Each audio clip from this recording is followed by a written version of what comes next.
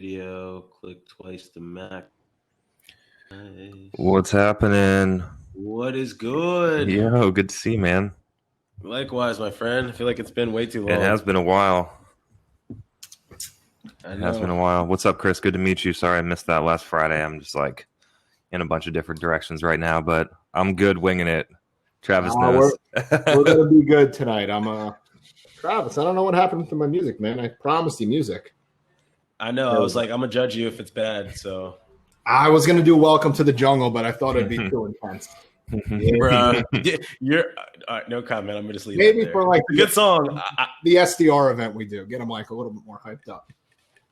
Yeah, we'll figure it out. Oh, look at you, man! You got a collared shirt on tonight, Dude, I dressed it up. Oh, you did the hair collared shirt, dude. Whenever I'm doing it in front of like a lot of people, I'll put like a button up, and man, most of you the time see me, I got my just t-shirts but yeah, I can put a polo on every once in a while. I'm not gonna lie, and I'm like, I tried to dress it up, but my hair's a little messy. I got a sty in my eye, and I just knew what you were gonna bring to the table, and I was like, "You got a professional setup there." This guy's got a good one too. It's nice. Yeah, I have the mic, but I don't like it peeping in on me. Yeah, I mean, I don't even know if I'm using this the right way. I think it should like be. I don't know, but it's the only way it would fit in my small apartment.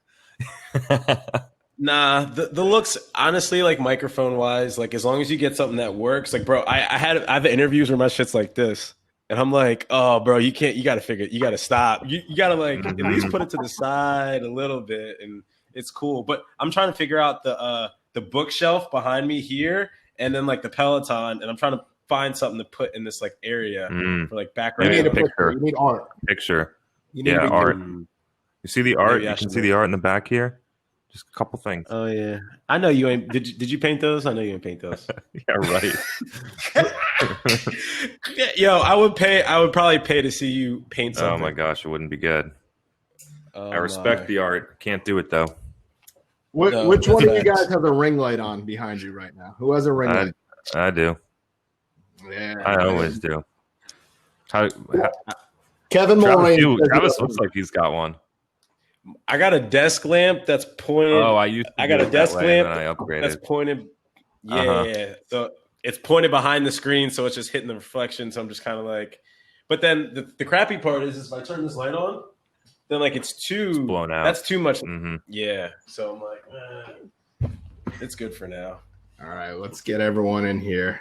I was wondering, could everyone else hear us? Oh yeah, probably everyone hears us, right? 9 people. And where are our teammates here? Yeah, where's the squad? Make your way. Probs and network. There's Ashley's there. Hello. Oh, there we got one. What's up, Ashley? Good to meet you. Chris, good to meet you too. You are really serious over there with your microphone. Ever since COVID, I've stepped it up because I do like a ton of these things, and we do our own live thing, and I do a lot of podcasts. So, you know, you sound great. Thanks, appreciate it. Hey, Andrea. Hi, can you hear me? Hey, here we go. We can. Yep. All right. Is everyone set? Everyone have a drink, or it's 6:00? So I got kombucha. Oh, you got the White Claw. Nice. I did it. Was that a thing? Was it supposed to? Did I miss the memo here? No. I was gonna do wine, and I just grabbed something easy. Get home until like 5:45. I went to the office today. Have you tried the other ones like Corona Seltzer and like the? I had the Bud Light one. Was it good? They all kind of taste the same to me, to be honest. I had a new one that's literally called Basic, and I felt like really embarrassed that I was drinking. It's like I'm not telling you. Oh wow. Well, we got wine, water, kombucha. Who's drinking the water?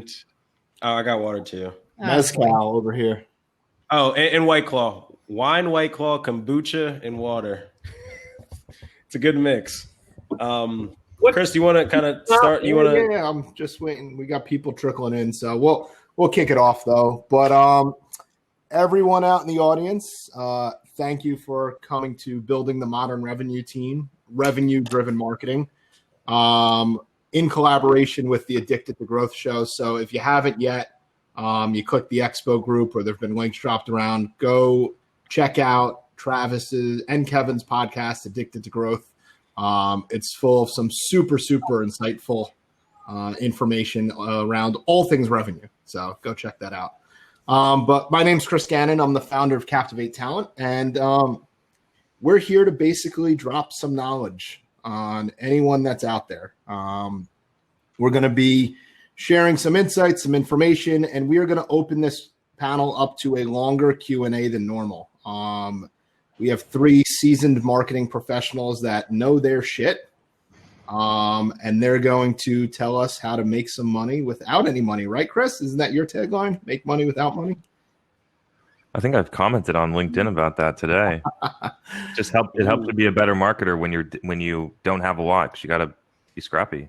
Be scrappy. And looking at our polls right now, it seems like there's a lot of scrappy pre-5 million revenue people out there. So this should be right up your alley.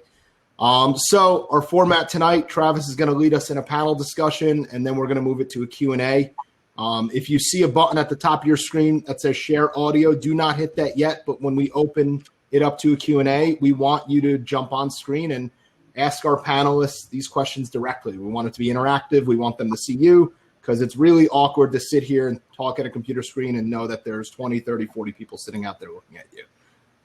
So that being said, Travis, it's your show, man. We'll catch up with you in a little while. Appreciate you, Chris.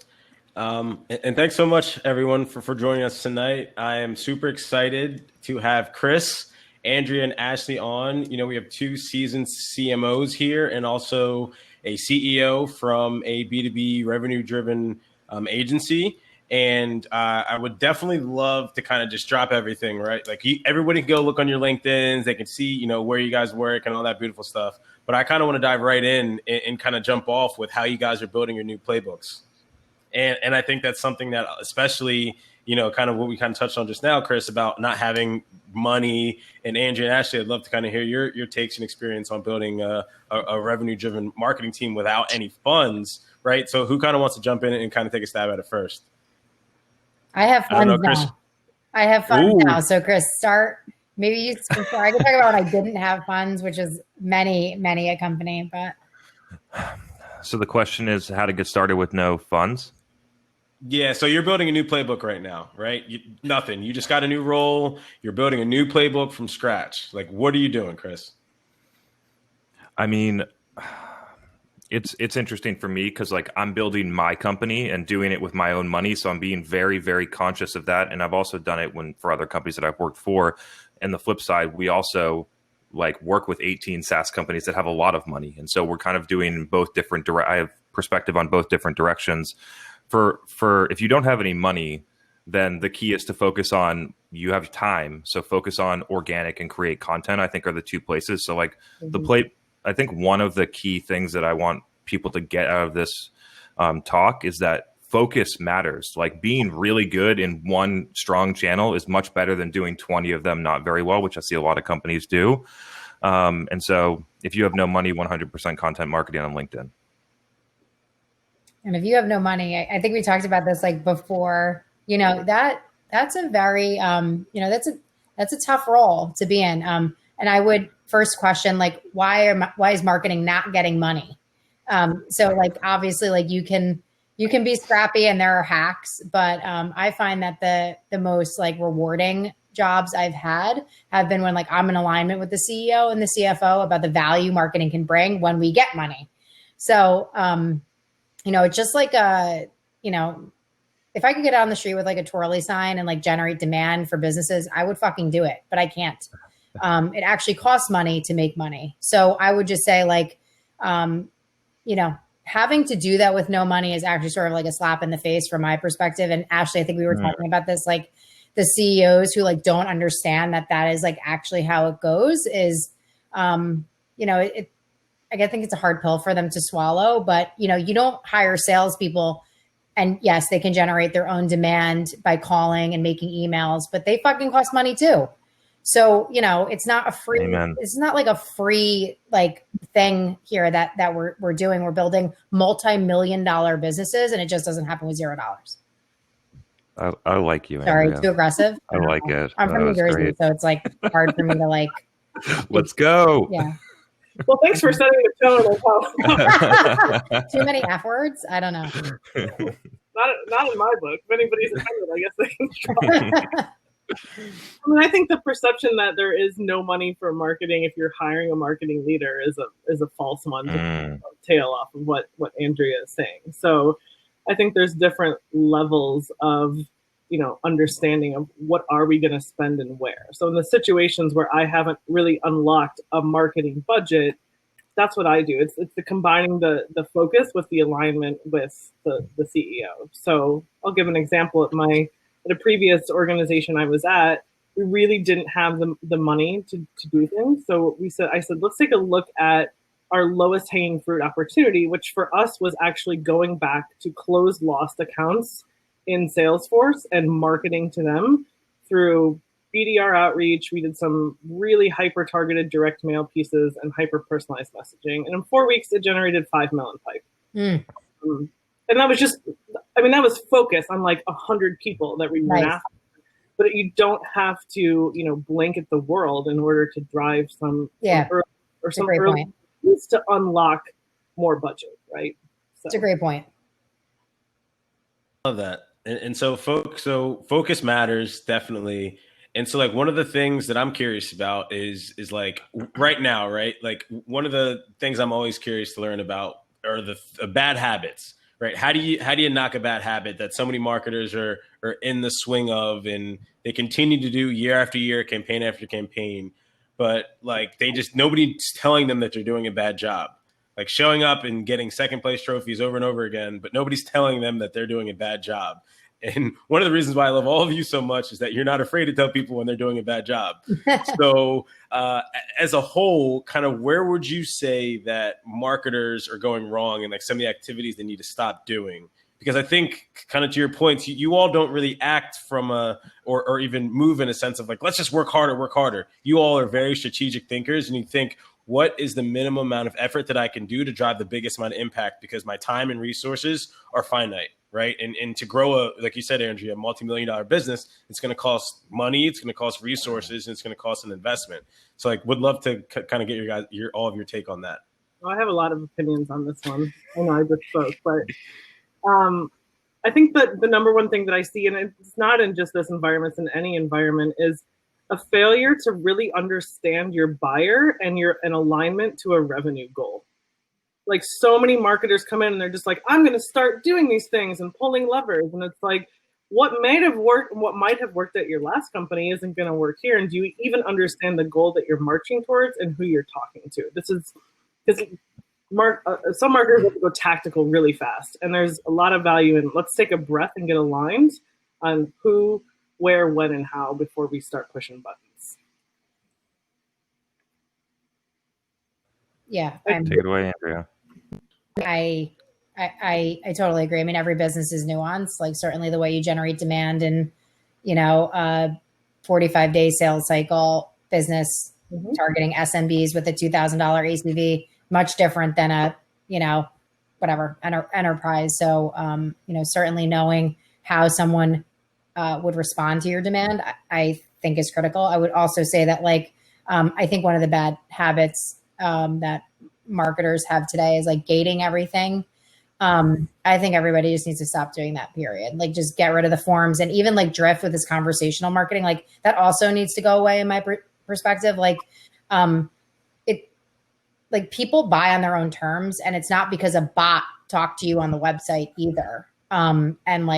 So I know that was that's a popular marketing trend, but I'm also I don't buy that way when I'm a consumer as a human. I just never. Right. So I would just say B2B marketing in particular, just stop with the forms and the gating and the bots and all this other nonsense. It's just put good stuff out there, and people want to, learn about the thing it is you sell. They'll let you know. Dave Cancel's ears are bleeding somewhere. I know. I've heard a couple. I've heard a couple marketing leaders bring that up over the past couple of days, and it brings off a larger thing that I've been thinking about a lot, which is that marketers are so focused on the tech that they don't actually do any marketing. Right. They spend some, like I worked with a company in the past, like a couple quarters ago, that was spending weeks building lead scoring and couldn't produce content. And like, those are some of the challenges, but I'll get back to the original question. I audited a lot of different SaaS companies, so I have a really big view, like dozens of companies this year inside of their Salesforce, figuring out what is happening in there and looking at the campaigns that they're running. And then looking at, like, one of the metrics that I look at a lot to help people understand is the lead to customer conversion ratio, which will easily tell you if this is a good thing to do. The lowest lead to customer conversion ratios that I always see company after company: third-party content syndication with an SDR cadence behind them, 0.1% or less, which is a complete waste of money and time. Lead gen forms on LinkedIn for ebook download. Like, it just never fucking worked for me in 15 years of doing this. So I'm just glad to know that, like, I wasn't the only one, I guess. So thanks. So there's that. There's definitely, like, LinkedIn lead gen forms to content downloads is a hugely popular playbook for SaaS companies. If you just scroll through your LinkedIn feed, you see a million of them. Never see it work at greater than 0.1% lead to customer conversion ratio, which is, again, a complete waste of SDR time. If you're paying $50 a lead, unless you're selling super enterprise deals, your CAC payback's 24, 36 months. Those are two of. Good to know. I will stop that. Check it. I mean, maybe I'm not seeing something, but all the companies that I look at, that's about the number. And then if you think about on that, your advertising CAC is $50K. If you're paying $50 a lead, and then you have marketing headcount, SDR headcount, sales compensation, it starts to get really extraordinary. I think in general, for companies that are not selling like a freemium or user acquisition model, it's just too heavy of a focus on transactional performance marketing. Yeah, I mean, you said something about the technology, which I agree with. You know, I'm often walking into situations where there was marketing leadership prior. It wasn't like, you know, I mean, earlier in my career, I went to places where I was the first marketer, but later I haven't really done that path. And I see a lot of just misplaced funds and like, let's go buy this big year-long technology or 2-year-long technology package and then never use it. And then the CEO's pissed and the CFO's pissed. And it's like, but wait, I could use that better. And then you're trying to get it, they're trying to get it kicked out of the organization. And I think the point I'm making is like cart before the horse, right? Like, we don't need to have, no offense if anybody's from Uberflip, we don't need to have Uberflip until we have like a content strategy that we prove people are actually, leveraging it, listening to it, consuming it. And so I see that happen a lot. It's really easy to put a lot of toys in your toy box and not use them enough and waste them. We have 3 tools. I mean, we have Visible, Marketo, and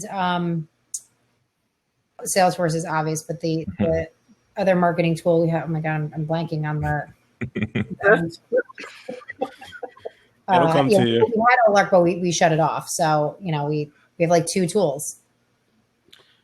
Well, that's interesting because I'm curious, what sort of things, because it takes, I feel like, a particular person to be able to walk into a marketing role, to have the confidence to create and put out content at scale and be able to do it, either A, never having done it before and kind of like have this be their party to where they kind of learn how to do it, or B, like actually know what success looks like, right? It's like, what does this person, because again, you all have been in both seats where you've had to be the person creating the content. Chris, I know you're heavy on this, but I'm curious to kind of get your take on kind of what are some of the characteristics that these people need to either develop or acquire in order to successfully, implement some of these strategies we're talking about. In my view, there's really only 2 key points, maybe 3. The first one that Ashley mentioned is that if you do not have a deep understanding of your buyers, there is no sense in trying to create content because it's not going to hit. It's not going to hit. It's going to just create noise, if anything, and it's just going to. That is number one. I know that because I've made that mistake earlier in my career, trying to go downstream and run a bunch of stuff and create content and not understand buyers, and it doesn't work. So that's number one. The second one is just having a core understanding of a content creation framework of how to create and distribute content. I see, if you look at that a lot, if you look deeper, a lot of companies create good content and can't distribute it, can't actually get the right people to see it. I see that quite a bit. And then the third one is, it kind of goes off the gates, we're going to have some common themes here, is not measuring it with the right KPIs. The best KPI for content is engagement from the people that you want, not whether or not they gave you their email address. Yeah, I think I never operate in a model now where I'm like, all right, downloads an ebook, that's an MQL, now an SDR should reach out like that. I mean, if anybody is doing that, stop it now, because you're giving yourself a false sense of success. Yeah, absolutely don't worry about who's reading your ebooks. Like, just I'd like to debate this one actually with you all, because this will be really fun. Ooh. Is that it's a complete theory, but I actually believe that by doing the SDR cadence after the ebook download, that you might actually be pushing buyers further away than closer to you. 100%. I agree. Like, when have you tried to get information and then somebody reaches out for the sale and you're like, oh, hell yes. I was hoping you were going to reach out to me. I'm like, exactly what I wanted to I'm like negatively interested in the thing, because I mean, well, sadly, like the SDRs selling into marketers like us are, you know, I mean, obviously running your own business, not Chris, but like people like us who like know the trick, we're like, oh my God. Yeah. It also kind of like, it kind of gives away your intent. Like, I didn't create the content to help you. Right. I created the content to get your email so I could cold call you. To help me.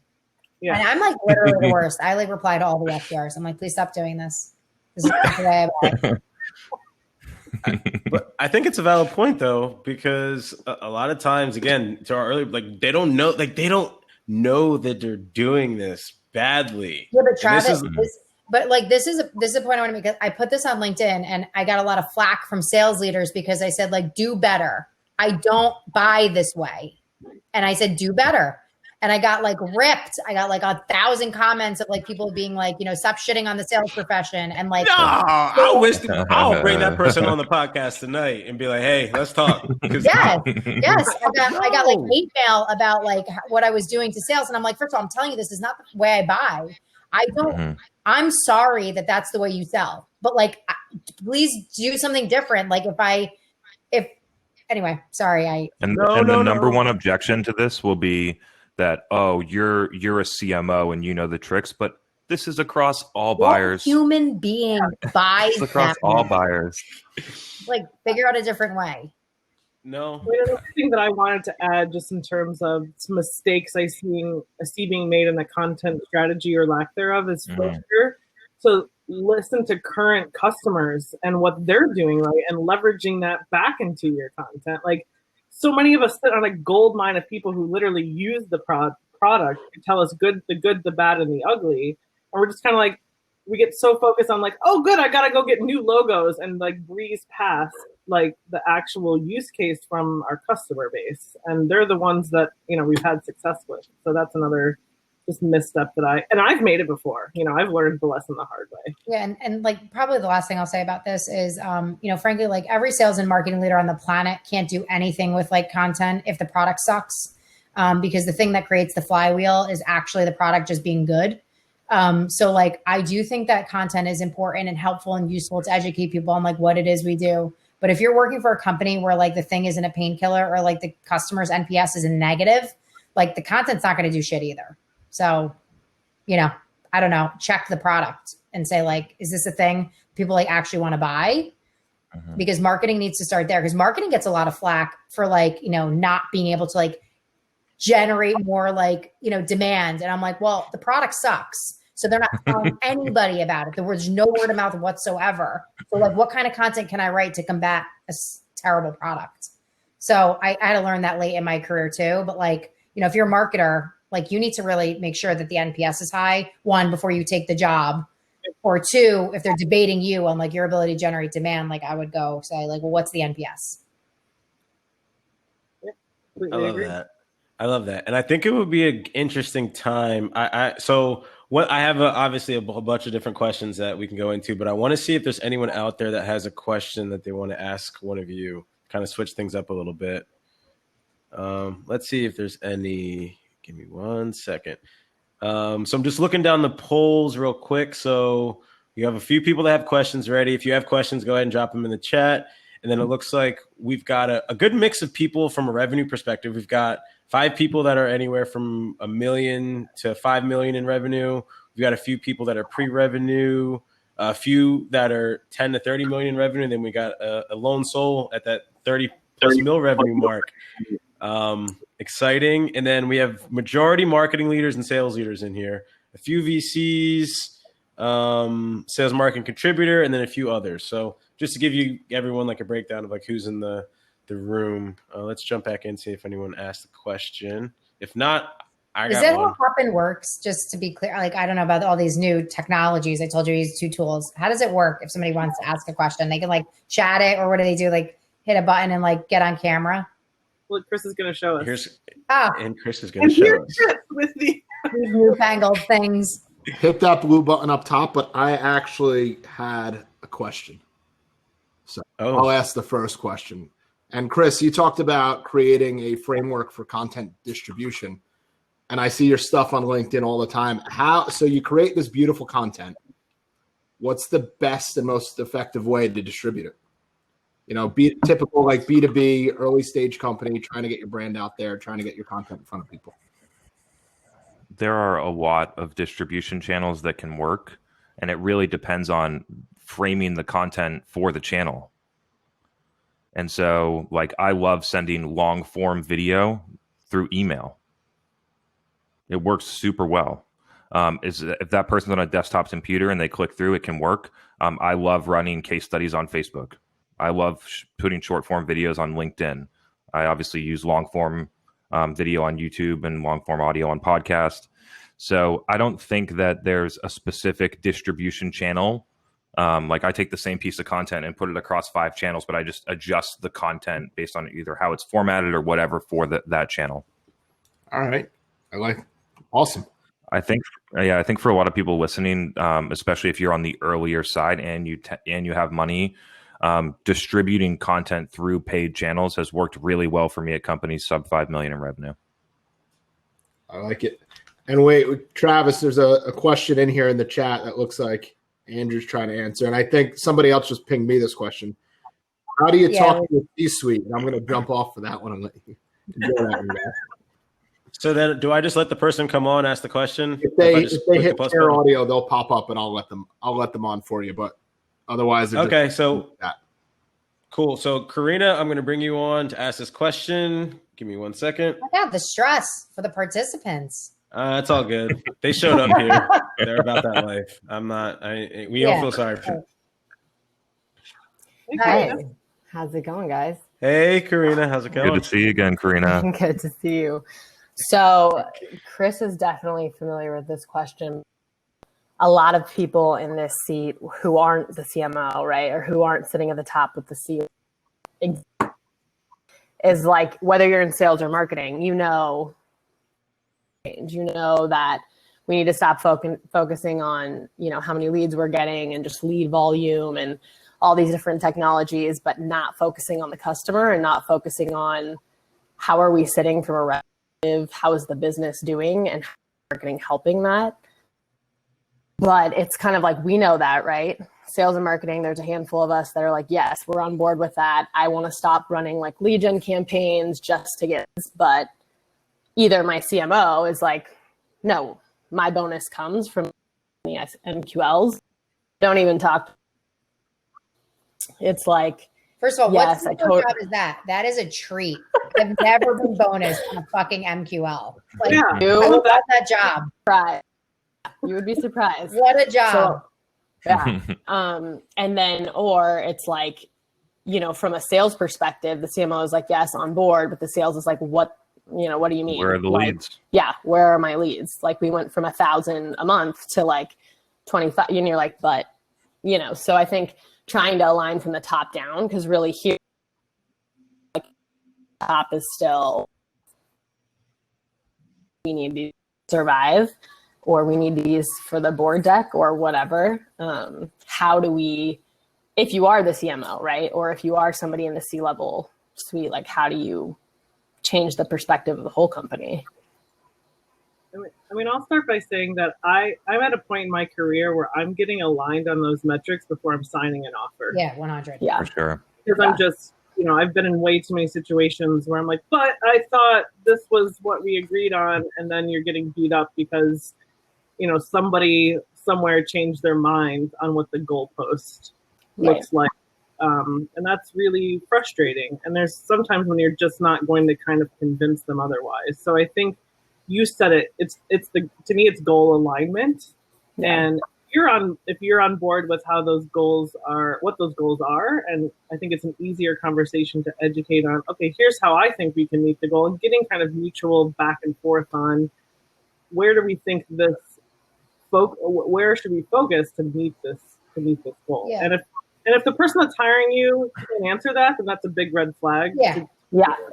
I was gonna say that too, Ashley. And also, like, I wrote this earlier, but like, I actually think pipeline is even dead. I don't even talk about it anymore. I'm just like, how much money do you want me to bring into the business? Both in terms of acquired and influenced, right? Like, marketing would get disincentivized if we said we're not going to help sales. Like, we're not going to build a big brand because I only give a shit about what I can attribute to marketing, like, originated. But I would just say, when I joined, I was clear. They wanted to increase marketing sourced bookings up from probably 15 or 20. I was like, I think I can do 40. I'm going to shoot for that. This is the budget I need. Yeah. So I'm like, I need money to do it. Otherwise I'm not coming. And so, to Ashley's point, before I even said, okay, I was like, are they going to get what I'm saying in terms of what I'm going to be valued against? And two, are they going to give me money for it? So alignment starts early on and crystal clear. Yeah. Yeah. I got, go ahead. Do you mind? No, yeah. I'll try and, I got two quick thoughts on this. One is that I think for some people you have to recognize when you need to cut bait if you're in that type of seat, because it's that one argument will not, or debate or whatever you want to call it, will not be the only thing that happens. If you are able to get over that, there will be the next thing and the next thing and the next thing with that type of people. So I highly recommend, like Ashley said, just getting aligned with the right executive team before you go into the role.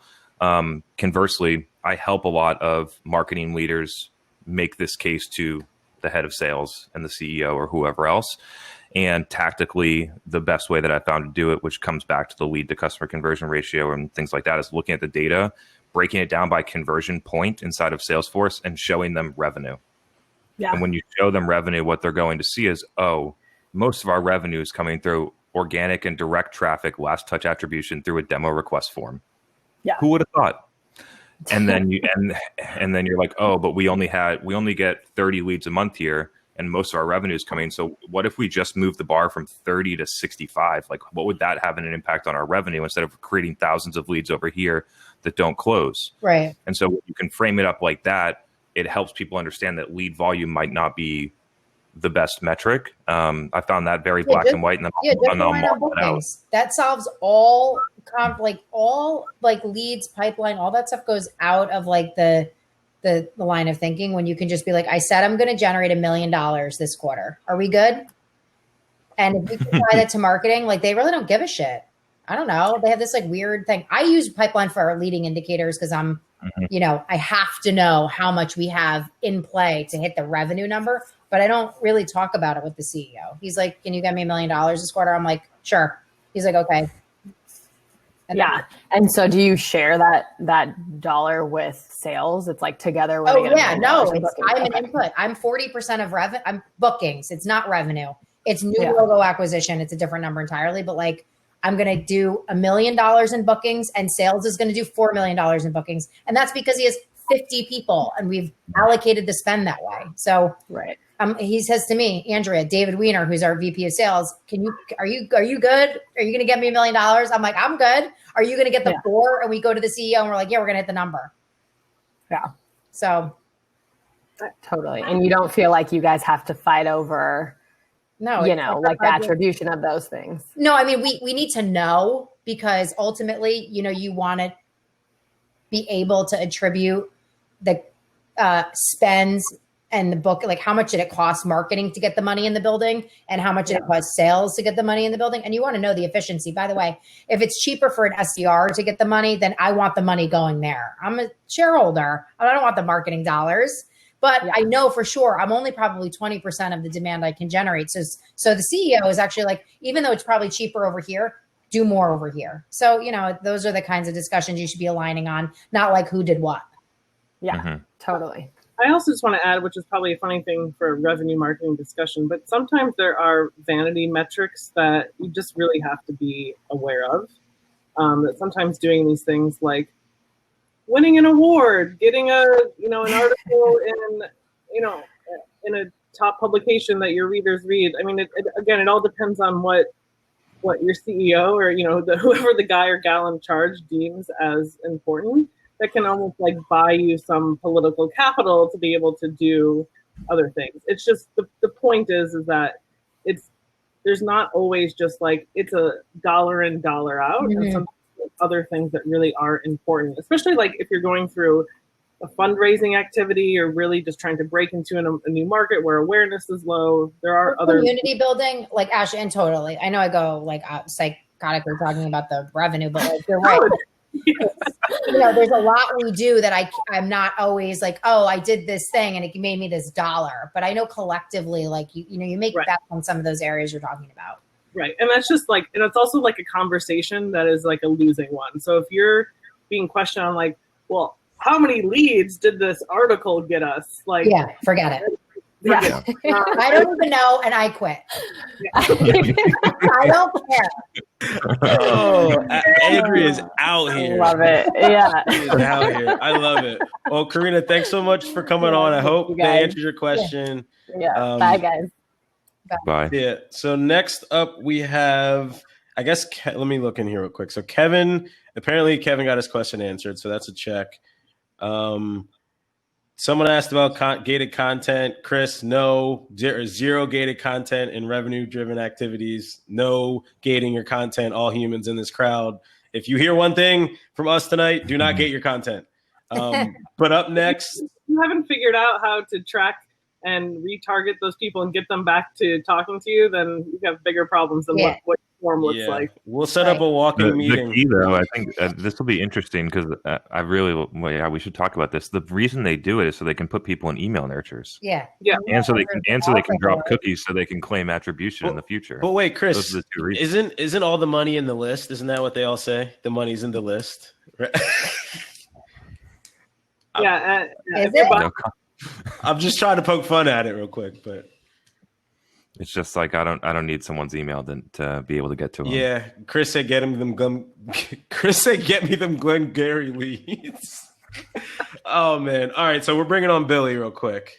Let's see, Billy. Hey guys, here we go. Hi, Billy.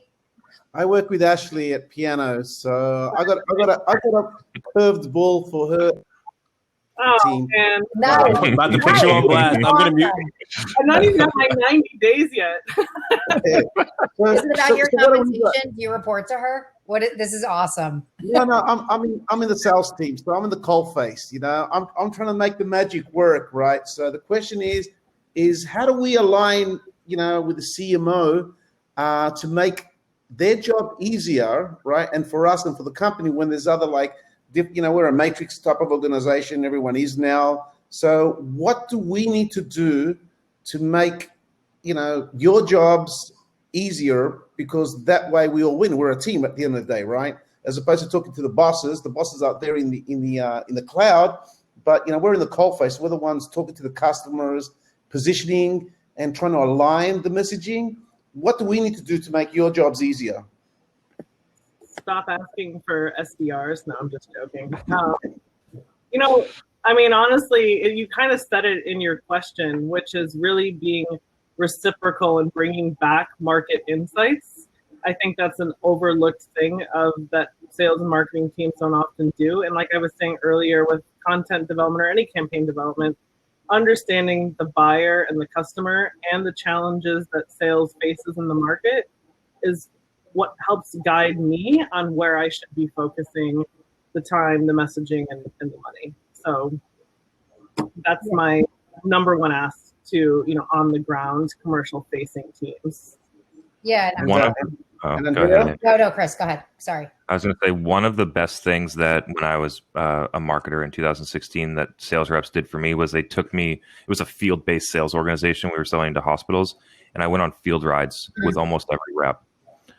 So in being able to include key marketers in your sales calls, not listening to Gong and different things like that, like actually having them in there, one, to build relationships. But I think if marketers aren't going and doing their own customer research, getting inside of those calls and actually being a participant in the call, I think would be really valuable.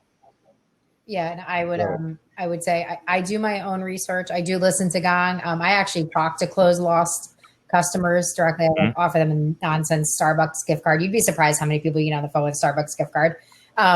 But one of the things that would be helpful is that the Salesforce data is usually shit. I see like no decision 42% of the time. I'm like, well, I can absolutely not understand what that means, right? So like the more you can do to describe why you think that person wasn't willing to move forward, so we can make it more of an acute pain on the marketing front and address it like way earlier, like that's the thing that I think would help me immensely. Yeah. And I'll just dovetail on that and saying that assuming that more people can't learn from that. Like, I think especially in Piano is a pretty big organ, we're global, we've got sellers all over, and we kind of tend to approach it from this regional perspective. But the biggest thing that I've learned in my first 90 days is we're solving the same problems for people across it doesn't matter where you're at or what language you speak. And just not, I think we can all just learn from each other in terms of our wins and our losses. Mm-hmm. And I don't think enough organizations talk about the sales losses. So I'm really glad you said that, Andrea, that you close lost customers. 100. What about Travis? What do you think, Travis? I mean, in my experience, sales data is always crap. And I didn't understand this. I had my first role ever out of college I had 75 calls a day. I was selling reputation management, right? Like so I wish someone would have told me. Like I would be calling 50, 60 people a day, right? And like never know why. Like, oh, this person didn't buy.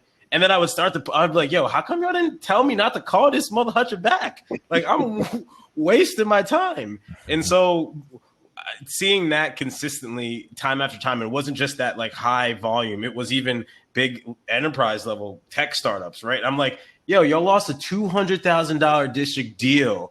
And nobody wants to tell me why y'all took the L. Yeah. Your name's on it in Salesforce, bro. 100%. I see you lost the deal. Right. You lost the deal, bro. Right. It's not. Yeah. Nah, it just didn't go on our closed one. It just but what happened, bro? What happened? And crickets. And so like it's consistent. Salespeople, stop being lazy with your stuff. Just tell someone why you took an L. That actually brought up something for me too, though, is don't be afraid to ask marketing for help before you get to the L, because marketing is not just, oh, here's a lead and throws it over the fence and then like next. Like especially in SaaS, like we should always be involved. Like we care more than you do to close the deal because it validates what we're fucking doing. So Ooh. Got it. So you heard that straight from the horse's but mouth. I like Chris's advice.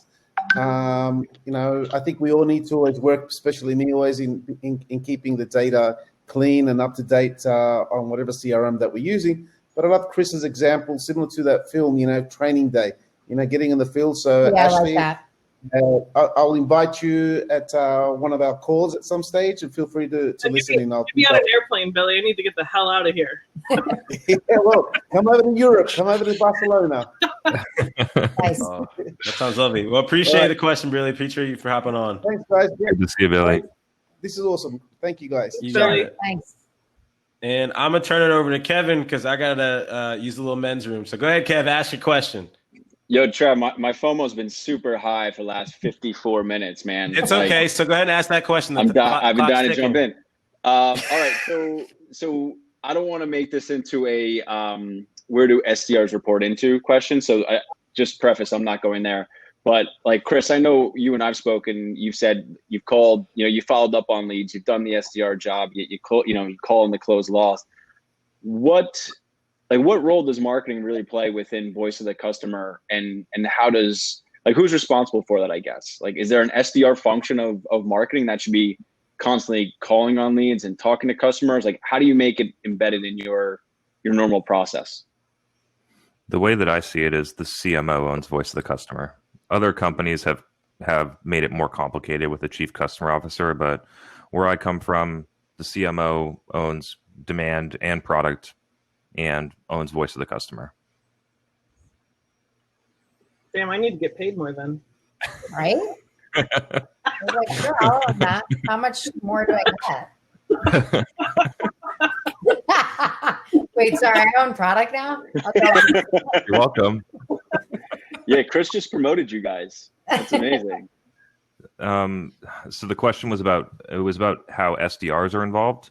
Yeah, like I think, like if you have SDRs who are following up on leads, right? And again, I think to help increase that alignment, there's got to be some type of marketing involvement there. Like the ride-alongs, getting marketing on calls, listening to calls, like it's all great. But I'm just wondering if there's ever, again, I guess this is more like futuristic thinking. Is there ever a evolution within the marketing department or marketing function that is a little bit more customer facing at that level? Yeah, I mean, the first place my brain went when you were asking that question is I never do voice of the customer activities in a sales situation. So I'm always like, it's always low pressure because people feel way more comfortable telling you the truth that way. Obviously, you want to collect feedback and test messaging inside of a sales situation and be able to feel the impact. But when I'm doing true customer voice of the customer work, I am doing it outside of a sales situation. And from an SDR perspective, I would love Ashley and Andrea's kind of input on this one. I'm not a big fan of SDRs living in marketing personally, but I'll pass it over to you to share some light on it. Ashley, where do they live in your org? With me. So, I mean, I've had it both ways. I think for me, it really has been better for them to be as a part of marketing if we're really focusing on account-based marketing programs. And even at that, I'm no longer interested in hiring, massive SDR organizations that smile and dial. I'm looking for really strong people that can really function as a part of marketing. And I would say actually more often than not, SDRs that are in my org go on to be like a product marketer or a content marketer rather than a salesperson. Not always, but more often. So I don't look at them as kind of, I'm responding to inbound leads. I'm looking at them as we're running plays to go after these really, whale accounts, and we need help kind of, circling around them. And sometimes that means placing a phone call or an email, but there's other activities that they're involved in beyond just the normal sales development. I don't even like calling sales development, to be honest. I had 30 SDRs at Upserve. I have none at Electric, and I mean, personally couldn't be happier. But I had them at Upserve and do not have them at Electric for different reasons. At Upserve, I had them because it was transactional. We didn't go deep into the sale. We were just setting meetings. It wasn't like a sale. It was all demand gen. So I aligned with the head of sales, and I was like, look, I'm going to get every single thing we do at this company to the 5-yard line or whatever, 10-yard line, 50, whatever, some yard line, not the goal. And you are just going to take the meetings and then get them across the line. Are we good? I'm going to set the meetings and you're going to close deals. And he was like, hell yes. Also, he wasn't very process oriented. I'm very left brain. I can figure out how many dials I needed to do. I wrote all the models myself. I was like, this is exactly what they're going to do. And he just really didn't care about any of that shit. So at Upserve, it made total sense. It was a different business and nuanced. Here at Electric, the sales ops organization is so tight and awesome that I don't need to have SDR marketing. I'm you guys are good generating demand this way. I'm going to provide air cover and assist in other ways. So I'm good not having, and frankly, the less people I can have as I get older and older, the better my actual personal sanity is. So I do everything I can to have not SDRs in marketing. I don't know, is that terrible? But No, Oh, I think it that's makes a terrible. lot of sense. I'm too old to No. have SDRs. I'm just such a happier person without SDRs. But I think, you see this debate on LinkedIn a lot, and it's like it's just like what I said at the beginning. It's also like understanding like the goal and the strategy. Like there is not a one size fits all approach to this. Yeah, right. 100. At Piano, why I think it's a correct strategy for us is we have a pretty solid grasp on our market, and like we have a lot of market share where we're playing in now. And so there's a lot of stories and repeatability we can tell to that. We're actually uncovering that we want to go downstream a little bit and do more mid-market sales, where actually I think a BDR program can actually be really beneficial to scaling faster. And there's also some emerging markets where we don't yet have like a GTM set up that actually a good SDR can be, helpful. But I'm never interested again in having like the 30 plus, BDR team. And that's just a function of kind of where I don't usually work in transactional businesses either. I'm in enterprise. And by the way, to be clear, I love SDRs. They have a massively important job in every company. I just don't want it. Mm-hmm. No. Sure. Like I said, I don't have the strength anymore. It's too hard. Did you get your question answered, Kevin? Oh, you out here double questioning, so, Kevin. There we go. Look at you. I see you. You know what? Real quick. No, it's okay. I'll do my own follow up on the side. I'll let other people talk. But thank you guys. This is fucking cool. Yeah, Kevin. I wanted to curse. Thanks, Kevin. It's okay. So if we have more time, we'll bring you back, Kevin. I'm sorry. I love you. Let's see here. So we're gonna.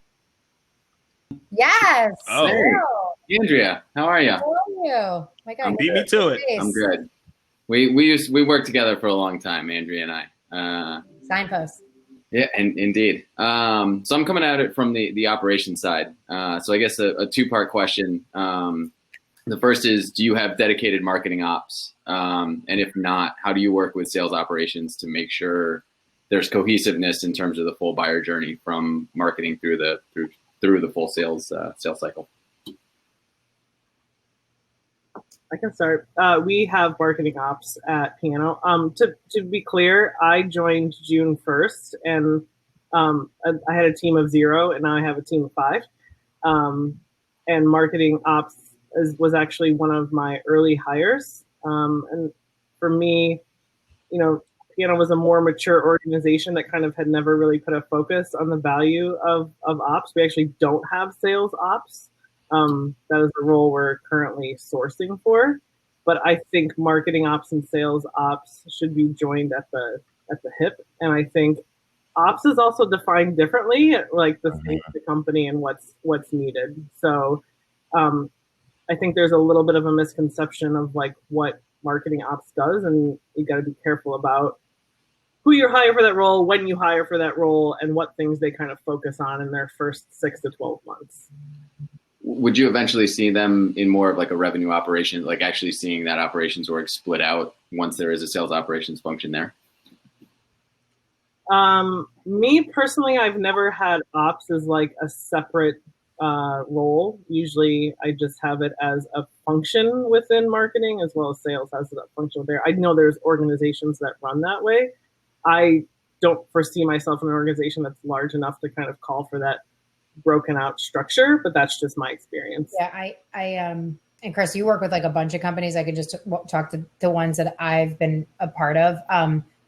And first of all, I think it should be like rebranded. It's actually just data that everybody gives a shit about, and like making sure the data gets like, routed faster and better, and like more insights to like every owner. And like in the past, marketing ops has reported to me.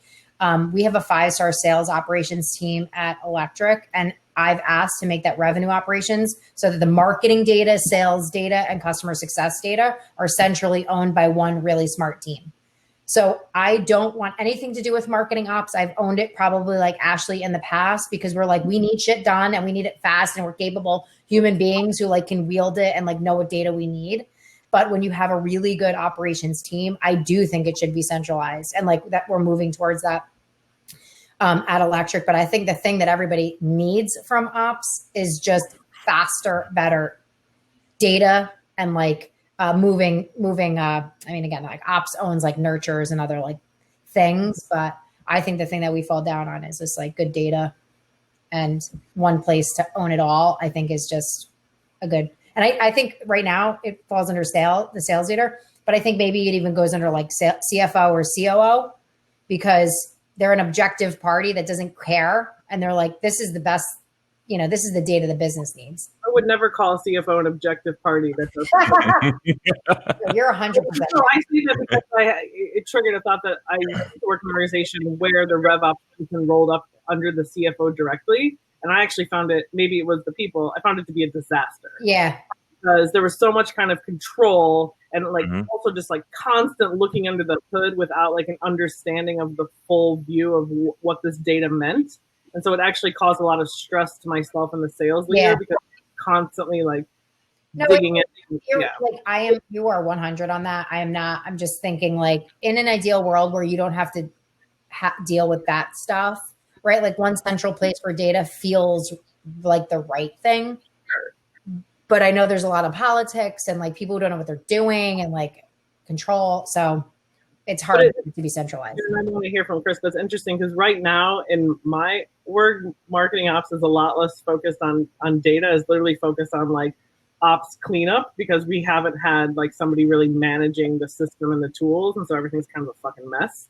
But I do expect them to move into more of a data-driven role once that's up and running, which is what I meant, Will, by like, it depends on what the business needs at certain points in its journey.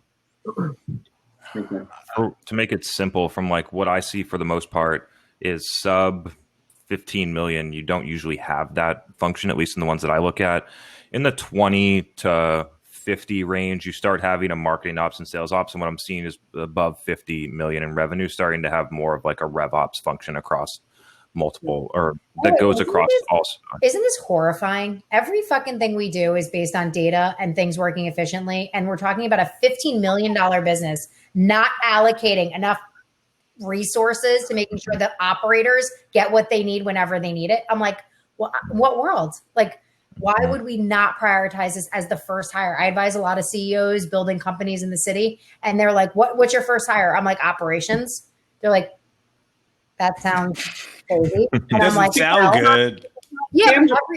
We don't see things coming out of that function that the whole world can see. That's why. But it's like you're empowering everybody to make better decisions. I'm sorry, start there. Like, so you want us guessing all the time with crap data? Like, probably not a good idea. Yeah.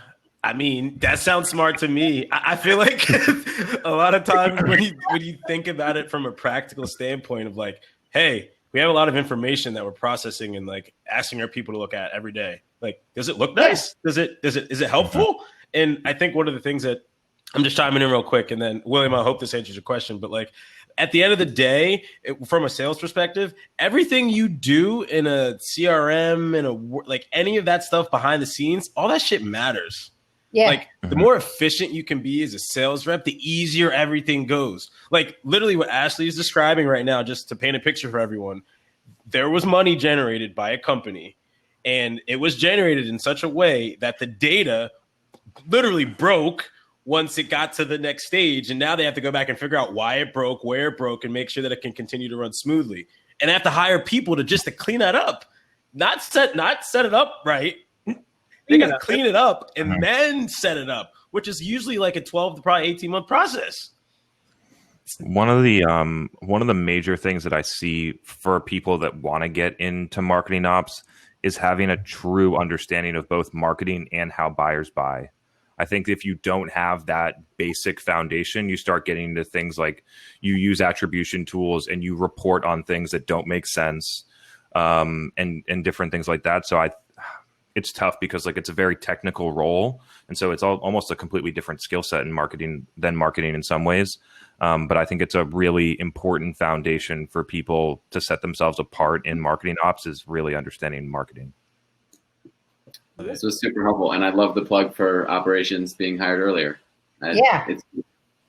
It sounds like it's an across the board win. Like, actually, I'm going to do this right now. I got 2 quick fire questions, and then we're going to bring on Torlando. Thanks so much again, Will, for hopping on. Good to see you, Will. See you, Will. So 2 quick fire questions.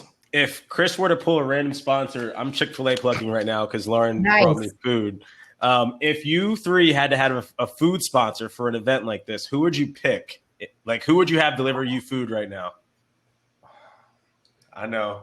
I just changed it up. Chipotle, no question. Also, Okay. Chick-fil-A though, I'm married to a woman. I think Chick-fil-A has some questionable issues with their moral stance, just FYI. So definitely not Chick-fil-A, just FYI. Which is well heard and understood. All right, Chipotle would be number one. Chipotle out. Okay. Gosh, I feel like I would go Sweet Green. Ooh. Oh my God! Wow. I don't know. God. Trying to Chris. trying to train for a marathon. The Chick-fil-A is not going to work. Up something more like caloric. Is this a judgment-free zone? Can I say McDonald's? It is. Yes. Ashley, we're here. Okay. I mean, we both want to get together. All right. So we got Chipotle, Sweet Green, Chick-fil-A, McDonald's. I'd love to hear from everybody else. Like, what would your food sponsor be? Just very curious. And then to the actual question, I don't have a question, but I'm going to bring up Orlando, who does. Give me 1 second. I'm going to run to the restroom, guys. I'm with you, Kevin. Kevin, you're in Jersey, so like you're local pizza spot. Yeah. Yeah, that's cute. The pizza spot, dinner. I like it. Family man, Kevin. Hi, Orlando. Hey, Orlando, what's going on, man? What's up, Travis? How you guys doing? Good. How are you? Good, my man. Doing great. Hopefully, my kids seem to know when I'm on, and so they instantly pick a fight and start screaming. So hopefully that doesn't happen here. My question is, so the biggest challenge that we have company is there are a lot of great ideators, especially our CEO. He's got a lot of great ideas, and we'll put together a whole thing and get ready for our meeting, our marketing and sales meeting, present these ideas, and then he'll be like, "Ooh, you know what we should do?" And then everyone else is like, "Oh, the CEO says this, so we have to do this, this, and this." And it's like, it's like turning a quarter turn here that turns us this way, and then now we're turning a full revolution. And now I feel like our customers are just spinning because that one idea, and the CEO carries so much power that it's hard for me to keep everybody on course to one idea to be able to execute. Do you have like a radical candor philosophy there? Like, is he open to this? Because frankly, my CEO just wants me to be able to do my job well. And that includes challenging him because he knows I care personally and very deeply about success. Is he open to you just being like, "Look, thanks for your input. No." I think that he might be. I think that my issue is that the team itself allows him to carry more power than he is aware of. And so if he leaves, then it becomes more difficult carry the momentum that I had with the team. Can you tell him that? Probably could. I would definitely say, "Look, why don't you and I discuss your ideas?" He might not even know that he's doing that. I made a CEO aware of this in 2017 because he would say things and he was just brainstorming, and then all of a sudden, a week later, all the stuff would be getting done, and he didn't even know. And so I think just raising his awareness to that would be helpful. Mm-hmm. Honestly, Sorry. I'm just going to throw that point out real quick for that stealth mode that Chris just threw out here. He just said he will have conversations with CEOs and then execute on the plans that they talked about. And then a week later, they realize that that's happening. That's very, very smart. And I think a lot of CEOs don't, a lot of companies in general don't understand that, sometimes it is your CEO's job just to vision and think things out. And then it's up to you to make sense of it and then execute what he thinks. Or not, though, Travis. Mm-hmm. Or not. He's talking about, he should be spitballing and giving you ideas and not assume that you're going to act on it. I would say to Orlando, though, have a conversation with him on the side and say, "Look, when you say this stuff, everybody takes it as an action item. Let's talk about when you talk about your ideas, can you be more clear that this doesn't need to happen? They're just suggestions." And you want the CEO's advice. My CEO has great ideas. First CEO I have that has great ideas. Usually I'm like, "Oh my God, worst idea. How is this company even a business?" but I would just have the conversation with them directly and say like, look, you need to chill out with your guidance because people take it poorly. Yeah, I think that transparency is key, and like Chris is saying, the awareness level. Before I came to this company, I ran my own company and that was the thing that was almost eye opening. I was like, oh my gosh, I had no clothes. I was the emperor who had no clothes that entire time because I wasn't aware of the power that I carried as CEO. Totally. I think just to add to that a little bit too, I think one, whether it's a strategy or a project, like really making sure that there was alignment with that person. So if they start to go off the rails, you can call a timeout and be like, hey, wait, you're bringing ideas that like weren't aligned to what we were focused on. Is the goalpost changing now? Because if it is, we need to have a discussion about how long it's going to take to get there. Like, it's okay to like kind of, I think often CEOs don't understand the time and lift it takes to like really shift gears on certain things, especially when there's a team rallying around it. Like, it's not just like that. And I think the second point I was going to make was, and now I'm lost my train of thought. Maybe I need another White Claw. Often. Yeah, I can't remember. Sorry. That was my main point. It's all good. It'll come back at some point in another form. Just let it sink back into the subconscious and just let it drift. Let it drift. Appreciate you, Torlando. Yeah, thanks, guys. Yeah, no thanks. doubt. Good to see you. Good luck. Good luck, my friend. All right, let's see here. So we should talk about CEOs for a while. Oh my God. I feel like well, let me look here. So you got a couple of questions out there. I have moderators. I just abused it because I have. I was about to just tell you I was going to give you a weight, but he just abused his privileges. Go ahead. While we're on CEOs, this was a hot button when we talked earlier, Ashley and Andrea. I'm bringing my product to market. Who's my first hire? Sales, marketing, and why?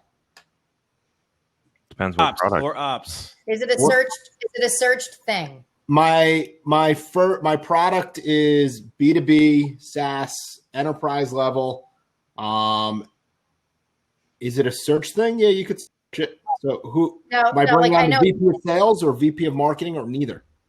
No, I know you can search it on the internet, but like, is there demand by searching it? Like, do you think that people have intent? Like they're like looking it up? Yeah, let's just say it's a product that people would want during COVID pandemic. Like right now, it's something that's marketer, no question. My opinion, they're searching for it, and you can go capture the thing that they have hot intent for, as opposed to cold calling or emailing. Yeah, marketer. When do you bring on the salesperson? Never. Give it to the CEO.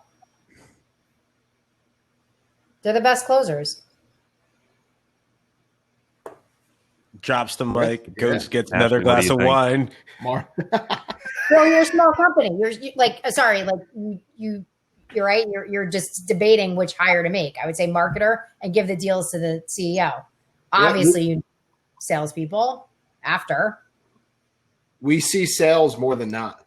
I agree with you too. Like the first thing the salesperson does when they get in the door is what they say. All right, we need to hire a marketer. Yeah. Where am I leads? They come in and hire 4 more people.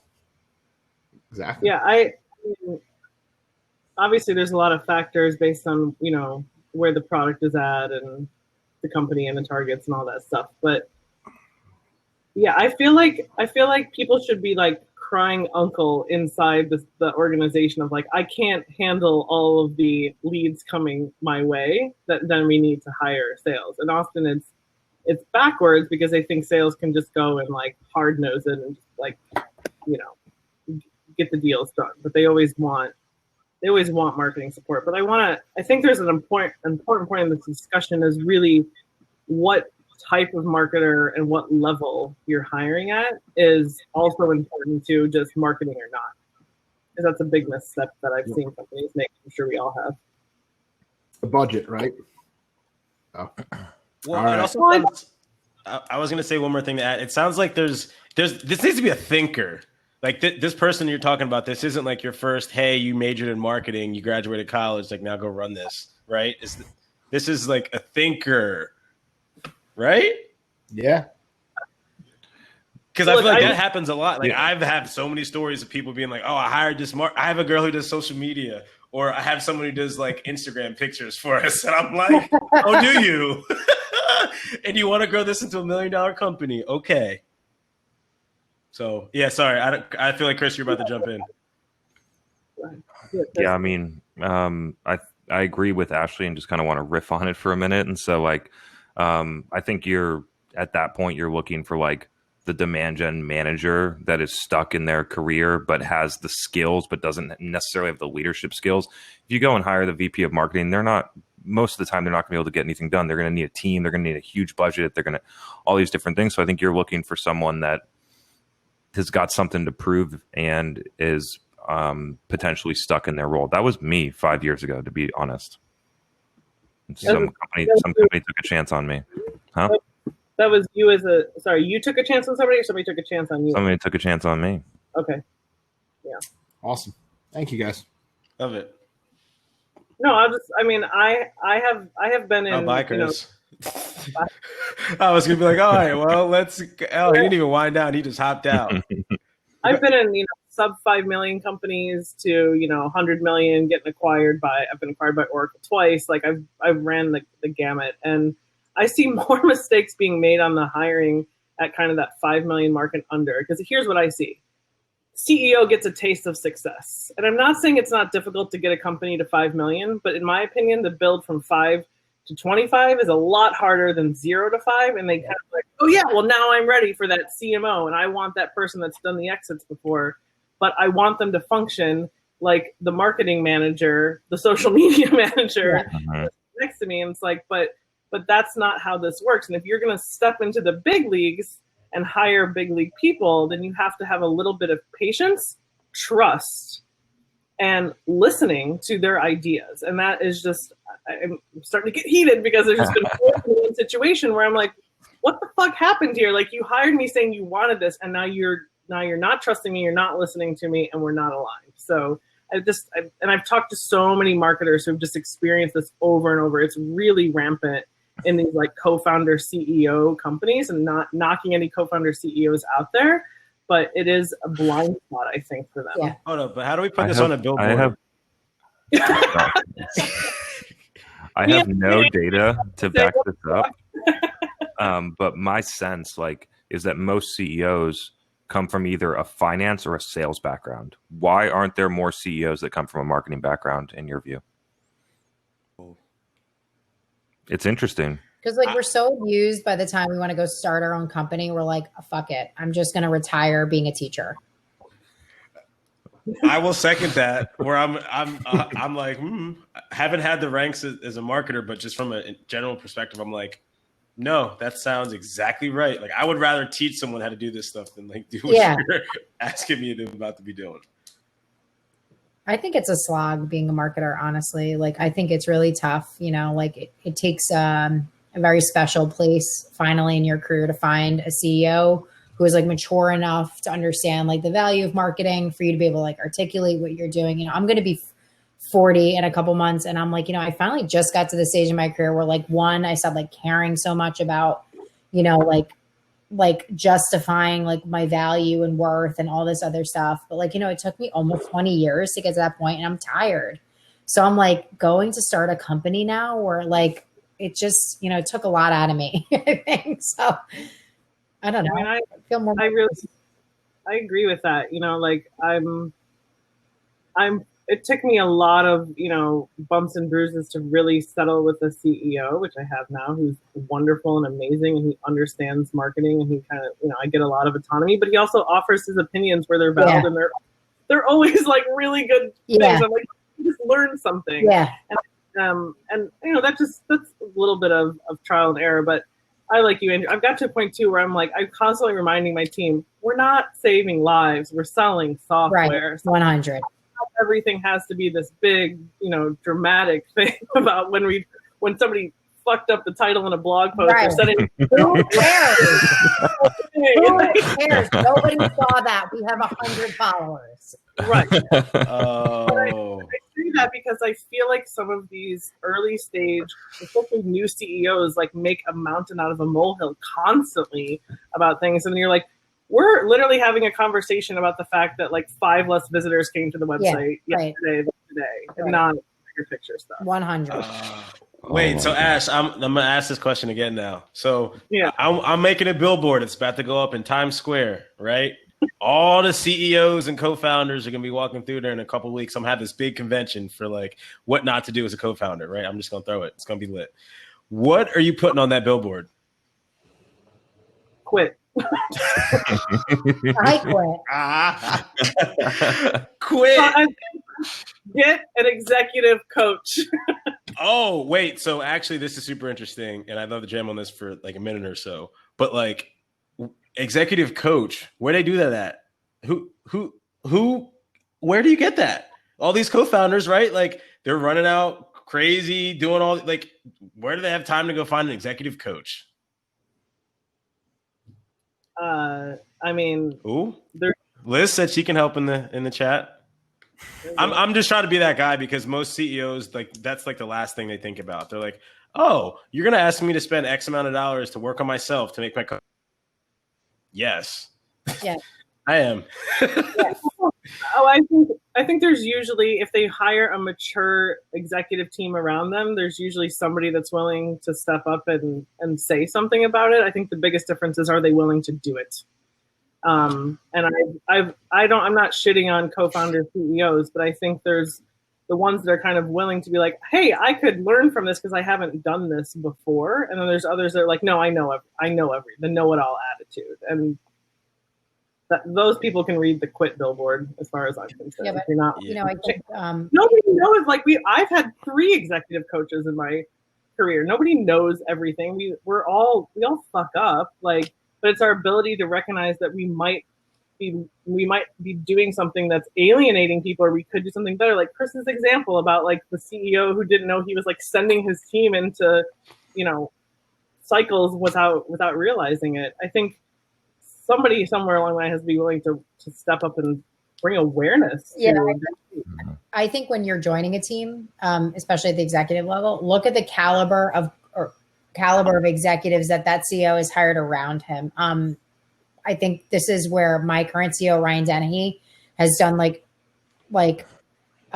mind-blowing work. He's like, I don't know everything. They're functional experts. He's like, my job is to hire the best people on the planet and put them in the seats. And I just want to give them the support they need, get out of their way so that they can perform. So, I think looking at the executive caliber is important when you're deciding to join a team. You're like, he understands he needs better people than him to do specific functions.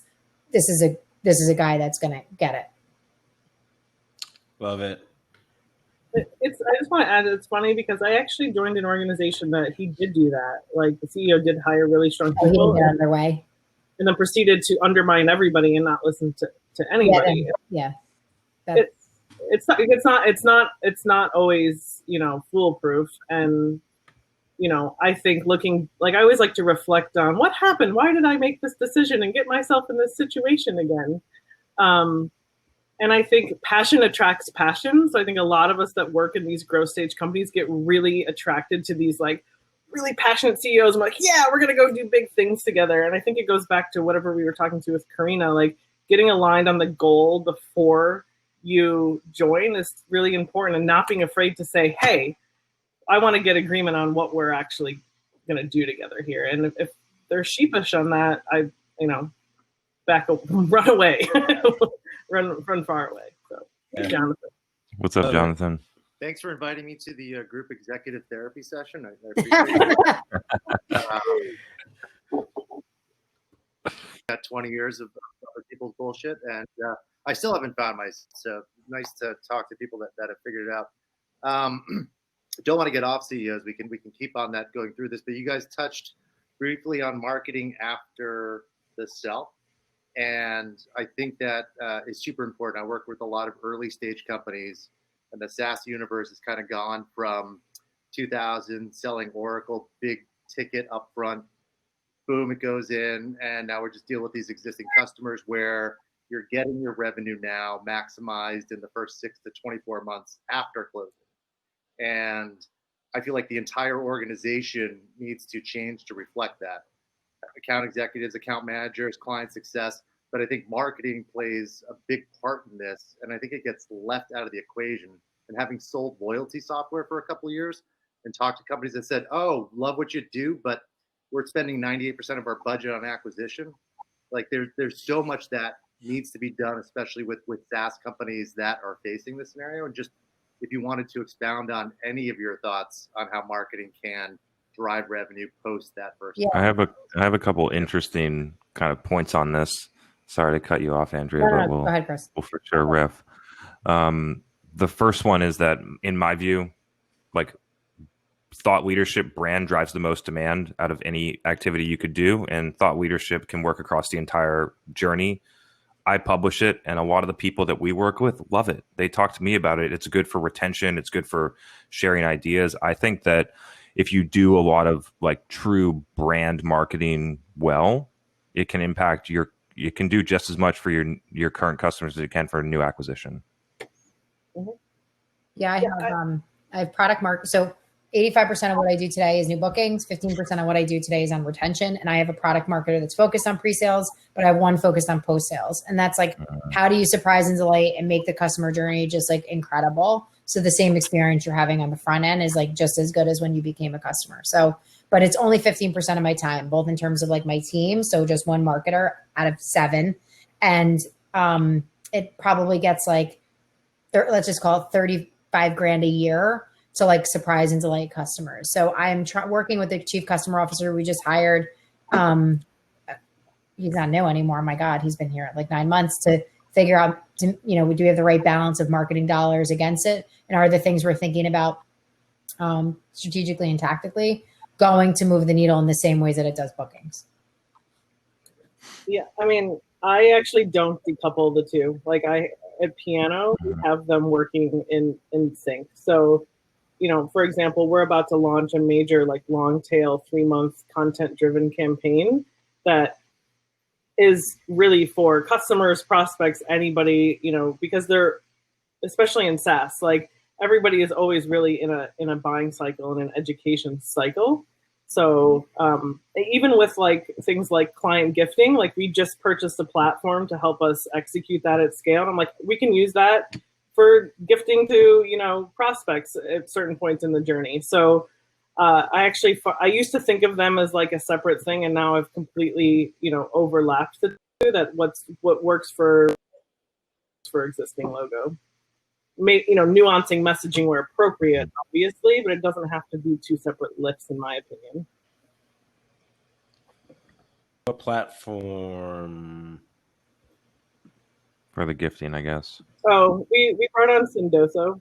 Us too. Yeah. They're everywhere. They're cheap. Do you use gifting, Chris? I'm curious. No, I don't.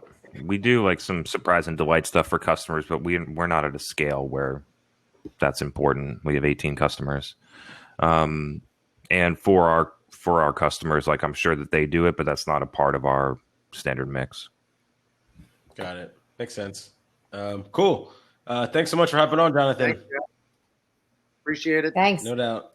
Good to see you, Jonathan. All right, let's see. So then we had so Billy, you asked the question already. I'm going to defer to someone who didn't and then bring you on, hopefully, if we still have time. And if not, someone else had a question down in the comments, it looks like. Well, Amanda says she has a question. Oh, okay. So Billy, we're going to put you on pause, sorry, and bring on someone else. And then hopefully if we have time, we can get back to your next question. Amanda, do you want to hop?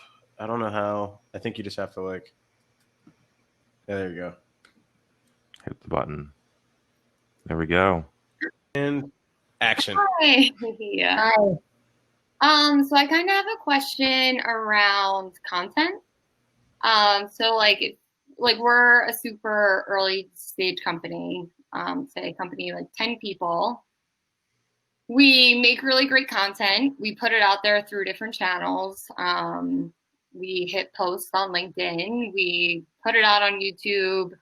We send it through email, and then that's it. It's just kind of like, okay, we sent it out. So what advice would you guys give on how we can like track exactly like what's working for us and what's not? Well, my first question to that is, what is the goal?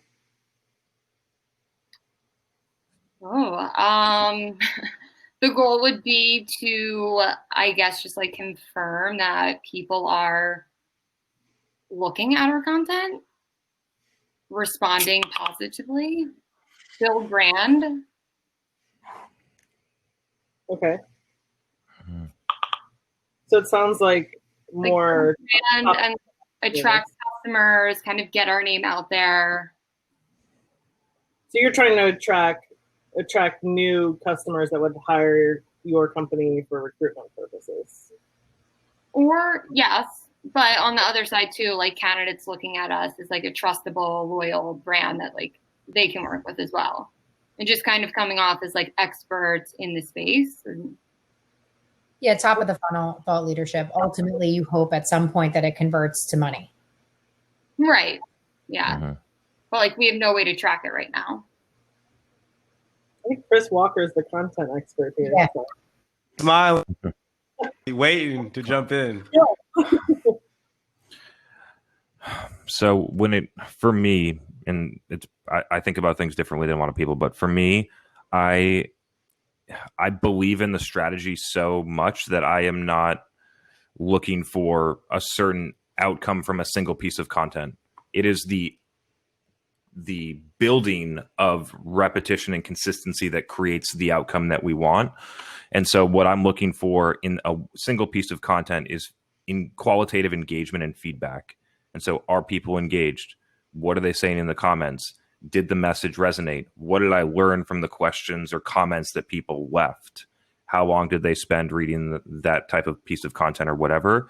And if you can, so I'm a big believer in volume because it helps you get better faster. It's like going to the gym 7 days a week instead of 1 day a week. You're going to get stronger faster. And so I'm a volume content player and use the insights that you get on every piece to continue to make it better. That's like at a high level. What do you use to get the insights? Like how are you seeing like how long someone reads a piece of content or how long do they listen to that video that you sent them? So on LinkedIn, I just literally use my eyes and my just look at the stuff that's happening. Most of the insights that I get from my own content are from LinkedIn. From our customers, it gets a little bit more complex, like Google Analytics with Google tags to understand how far people are going on the page or how long they're spending. And then based on like UTMs, you can have an idea of who they are. But in terms of like for where you are, 10 people, like I would spend most of the time producing content for LinkedIn. And then I would use the feedback in comments from people to continue to make it better. I would agree with that. I was going to say the same thing. With the size of your organization, it's figure out a few topics and how you kind of blast them into multiple formats across those channels. You don't have to boil the ocean for every piece of content you put out, and just repetition. Like I don't think you need to go deep into like the back end metrics and attribution and all that. Like just getting in a regular cadence, honestly, like does wonders. You know, I've seen a lot of people fail. Where like we're starting a customer newsletter and they get it out and then like they never put out another one. It's like what was the point? You know, like. Really like and honestly also just like not overthinking topics. Mm-hmm. Like the simplest things people are thinking about and engaging with. I think that's people try to overcomplicate a content strategy, and it's like there's so I mean I also run a wedding photography business. I'm also an entrepreneur, and like we just started putting out, I know I'm nuts, I shoot 40 weddings a year. I know. So we just started putting out a newsletter, and I'm like, this is going to go out 2 times a month. And I literally put it together in a day. And I'm just like, this is content people want to hear about. And I got like a massive open and click rate. And it's just like, okay, cool. That's working. Let's keep that going. Like you don't have to over engineer it. Mm-hmm. I love the simplicity of that. Yeah. Both answers too, because I think like Amanda, like one of the simplest answer that I always give people, it's like, who are you trying to reach, right? Like who matters to you? And like in this case, you have two, right? You've got the clients that are looking for roles, and you've also got the companies that are looking to fill roles. And it's like, well, what do they need right now, right? And so like from things like this, where we have people from the audience coming in and saying, hey, I'm hiring 3 salespeople right now, or I'm looking to hire a marketer. It's like, what do they need right now? And how do you do right? Exactly. You're like, hey, but it's like, wait, but what do they need? And how do you know what they need before they ask you that? Can you give it to them? Right. Like, do you know them that well to where you're like, oh, I saw that, they just raised, Series C, like they just announced it. I'm probably actually too late, because if they have a friend who's in recruiting, we're probably already screwed. Like we're probably second. That might be too late. Yeah. Another key point that I think is interesting is figuring out how to segment and narrow your audience while you're getting started. As I started out super wide, it was like marketing to everyone, just talking about marketing content. And as I've gotten more and more narrow, it hits harder because the details really matter. And so I would think about, is there a specific industry, a specific company size, a specific candidate type that you can really go deep in? I think that would help get you started, and then from there you can expand. I prefer to do narrow and then expand as you grow, not the other way around. 1000% agreed on that. And just like tangible, like when you say narrow, like give me an example of that, Chris. Demand gen marketers at B2B SaaS companies less than 100 million in revenue that sell a non-enterprise product. There you go. And then you would then widen it and say, oh, maybe a little bit higher upstream. Now that we're here, we're talking to companies that are 250 million, 500 million in revenue.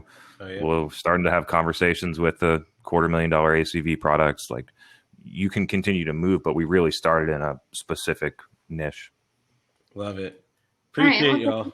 Guys. Amanda, great to see you. Yeah. I see your comments on LinkedIn. It's good to talk to you. Yay. Thanks, Amanda. Bye. Bye. So quick question from Liz. She's a quick question. Paid or organic from a content perspective? Paid post or organic posts? By the way, she said for a small org. For a small org. Paid or organic? That depends. Both. Yeah. Wow, what a vague answer. We're like politicians. I know, you guys are the worst. Yes and no. It depends. And one. I'll actually answer this from my wedding photography business side. We did paid while we built organic, and then we turned off paid, and organic is now. 100%. That is the way to do it. Yep. So because organic it's not instant gratification on organic, and you got to put some patience behind it. Yeah. Mm-hmm. And I know somebody out here on the panel is a big fan of paying and boosting educational based content. I don't know who that would be. I love doing it while you're building an organic engine that can actually drive results. Because if you start organic and you're in let's say you're the, director of marketing at the $5 million SaaS company, and you start an organic thought leadership strategy and you have no results, and that strategy is going to take, somewhere between 3 and 12 months to generate meaningful impact, you're going to get fired before it happens. Yeah, right. If you have a longer sales cycle, it's going to be even worse. Yeah. It's really easy to turn off if it really is not working. Shut it down. Try something else. It's really easy to be nimble with that. I mean, I think too, like paid and organic, like LinkedIn or Facebook, are easier places to test than I think Chris and I were talking about this earlier. Like, for example, we target IT managers. Paid content through, for example, the affiliate like Spice Works is just it's not working. It's like not the place to be paying to promote the content, third-party content distribution. That's been a challenge for me here, but everywhere. And I think also like not being afraid of some really niche like places to target where your audience is buying, even if it's just a short buy, especially if it's coupled with a bigger program. Like, example, we do a big partnership with Digiday, like because they're our target audience over and over, but it's like, let's do a virtual event, some content, some emails, newsletter, it's ads. So it's not just in a vacuum, that like, oh, we popped up an ad on their page once. That just doesn't work. Fire. Love it. Great. So I'm going to bring on, looks like we have probably a couple more minutes left for a few more questions. So I'm going to try to get as much out of us as we can in the last 15 minutes or so. So I'm going to bring on Prakar, who's got a question. Let's see. He should be coming on in a sec. I feel like I saw it earlier. I'll let him go ahead and take it away. There he is. There he goes. Hey guys. So I'm actually a founder of an early stage B2B SaaS company. And yeah, I know a lot of good points from you guys. Right. Good luck. Yeah, so just be nice. Before this webinar, I knew like I didn't have any marketing skills, but listening to you guys, I know like I know nothing. Like I know probably next to nothing.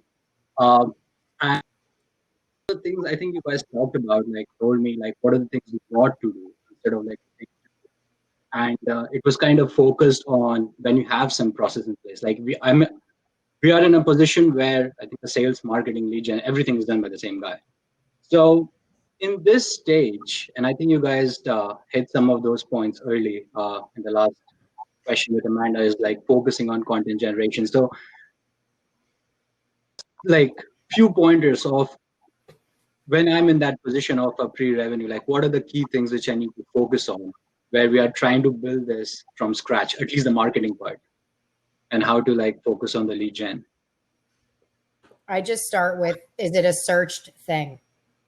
Does somebody actually make a search for your product? Or you have a painkiller vitamin? Do people actually really need it and you're going to go compete in a big market?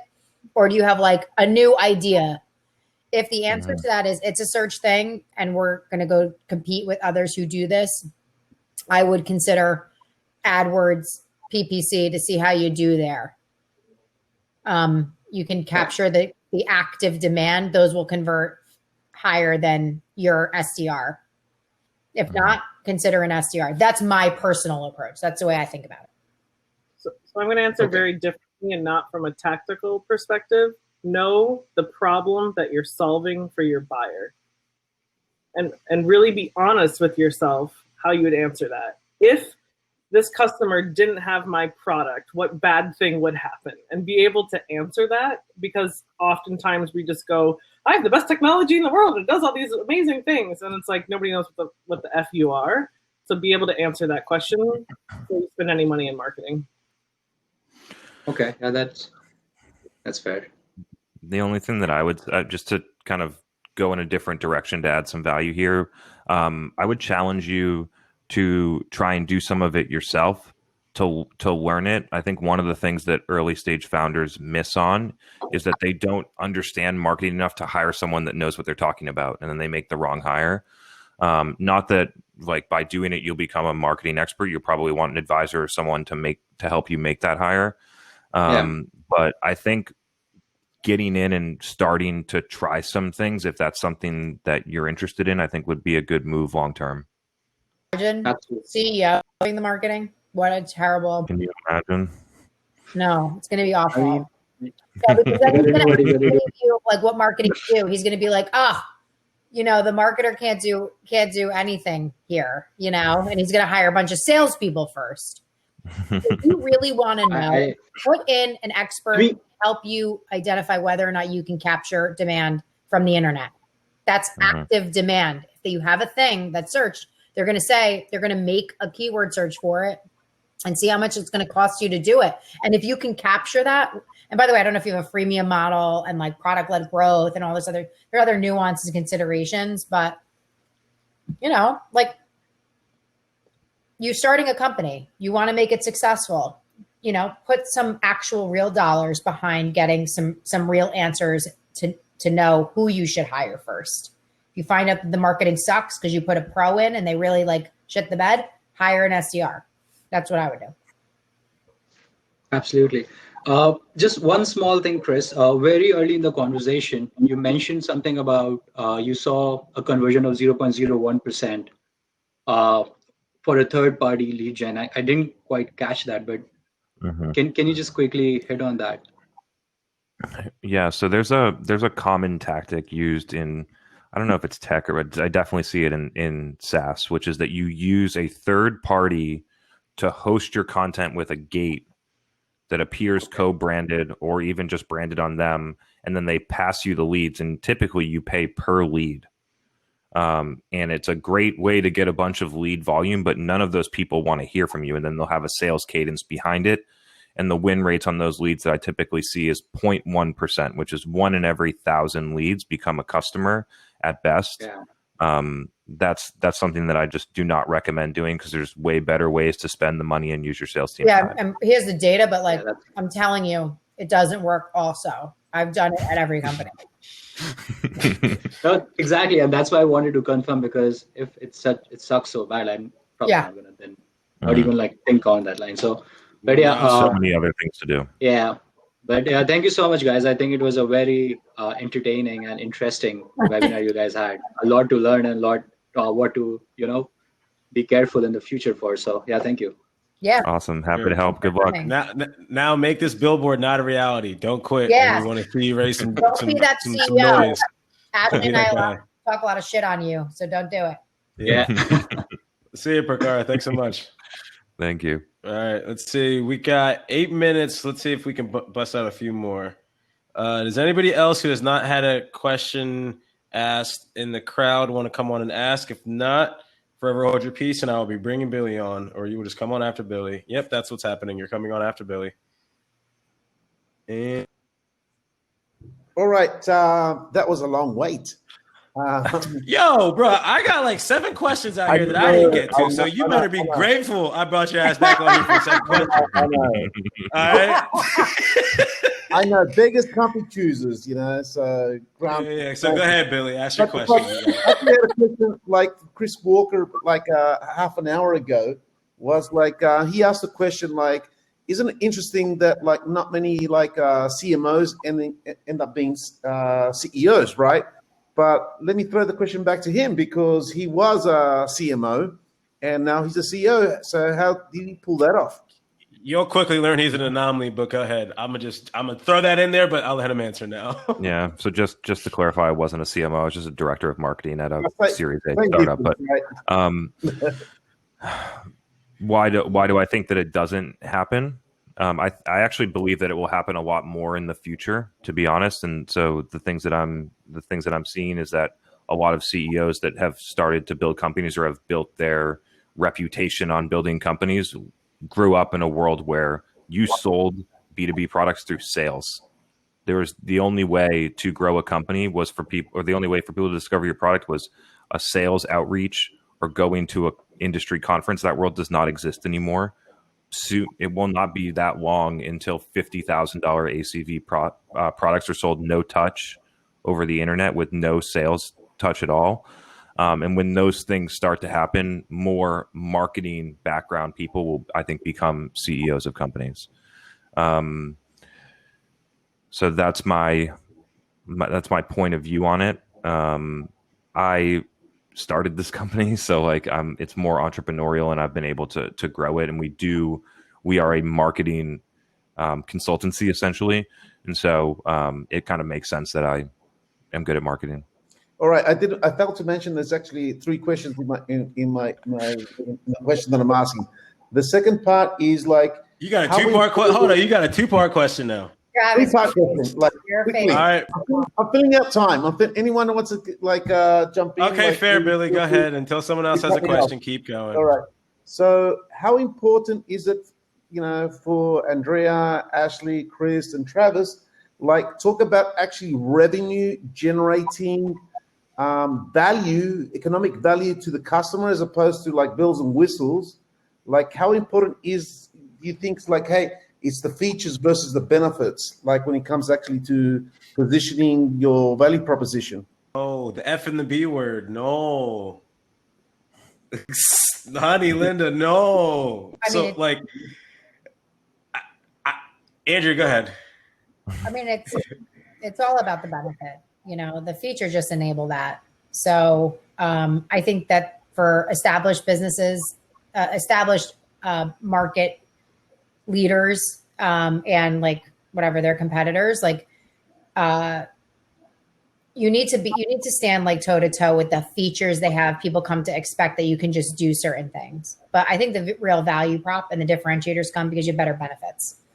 So that's a thing, like obviously like you should be highlighting on your site. We were, for example, we pivoted to remote work messaging like the rest of the planet, but really we were like native first remote work as an IT, as an IT business.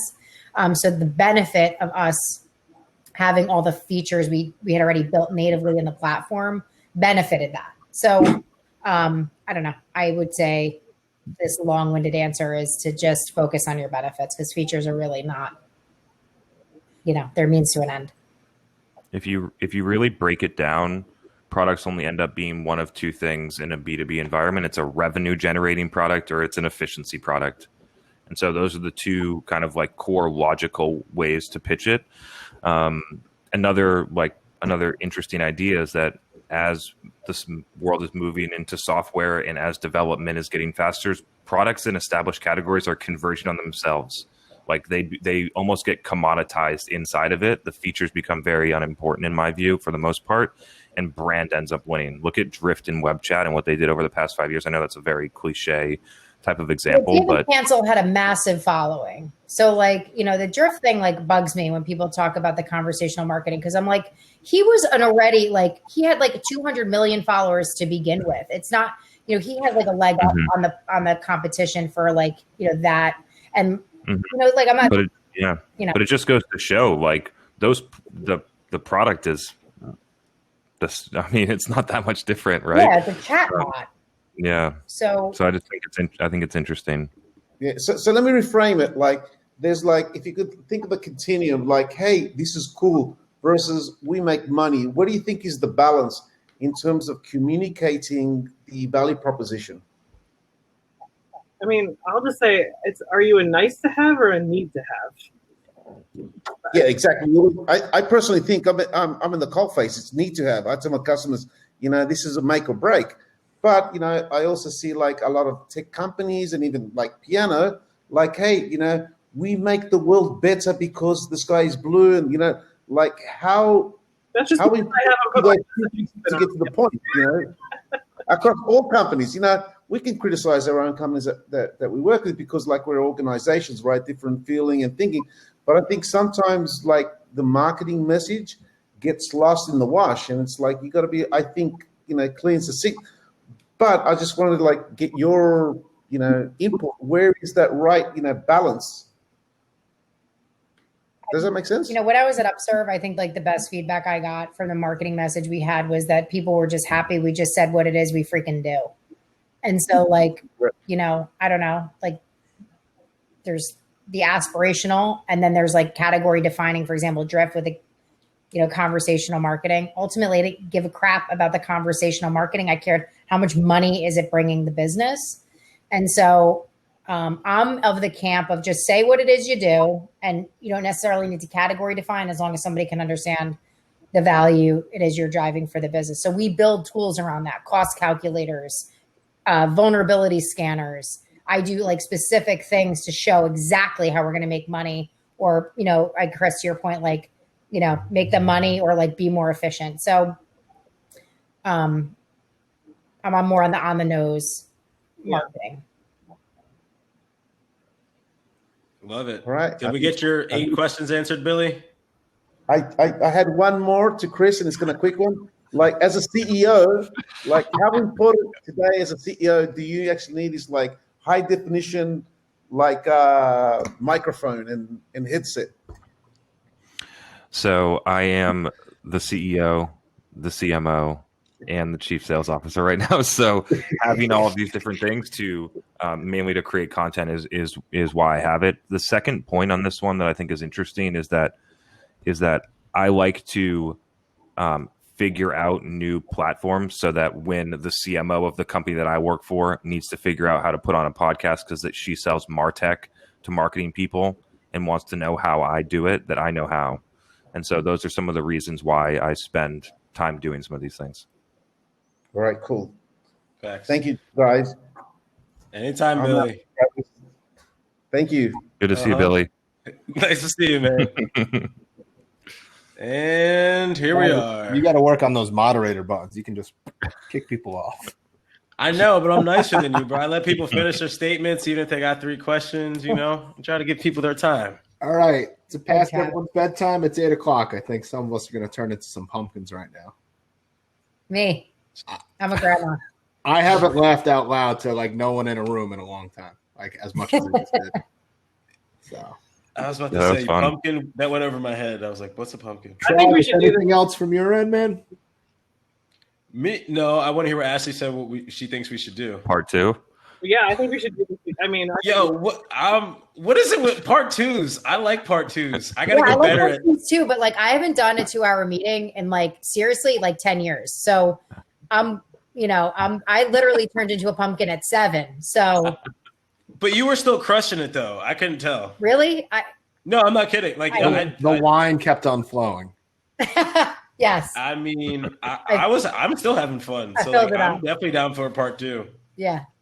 We should do it, just a Zoom meeting. Everyone that's still in the crowd, thank you for hanging with us. We're going to distribute some of this content to you tomorrow or over the next week. If you could share a learning or something you heard about, that'd be great. We'd love it because we're going to do another one of these in a couple weeks. And maybe we can get these 3 together again. Yeah. Something That'd be like. cool. And you I too. would love. And us 5.